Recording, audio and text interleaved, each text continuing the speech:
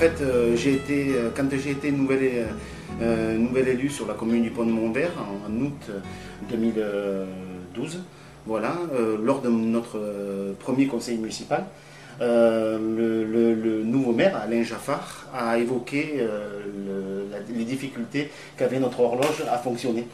Et donc, il était une question de faire un devis et d'y mettre un mécanisme automatique sur cette horloge qui, moi, me semblait plutôt être devoir protégé. Hein. C'est une horloge qui avait une histoire. Et les habitants de la commune, du Pont-de-Montvert, je dirais même bien au-delà des frontières, donc du canton, sont fortement attachés à cette horloge.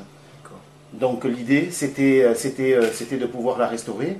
Et lors de ce conseil municipal, j'ai tout de suite pensé à toi, Roland. Ouais. Voilà, et j'ai donc demandé la permission à l'ensemble des élus de te solliciter pour qu'on puisse avoir un avis d'expert et qu'on puisse voir s'il n'y avait pas un moyen de pouvoir la restaurer et de la conserver en l'état.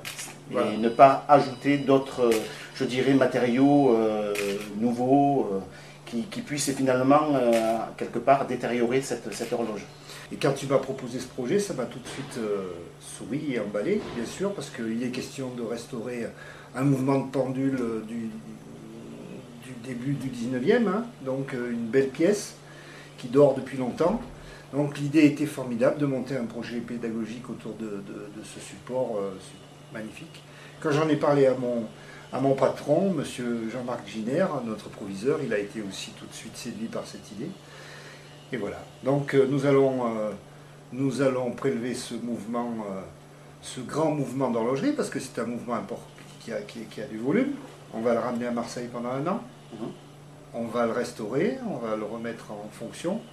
Pendant ce temps-là, je suppose que vous aurez aussi votre voilà, on a la chance aussi d'avoir donc une équipe municipale dynamique à ce niveau-là, qui est pour la conservation du patrimoine, avec à sa tête Alain Jaffard, le nouveau maire du Pont-de-Montvert, qui est à fond aussi dans ce projet, et donc qui va solliciter un cabinet d'architectes de telle façon à ce qu'on puisse éventuellement rénover l'intérieur de l'horloge pendant qu'elle est dans ton lycée.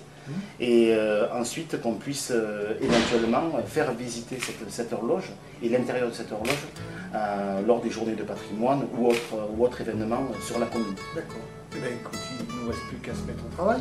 Au boulot. Et on se donne rendez-vous au mois de juin 2014 pour la remise en place de ce monument.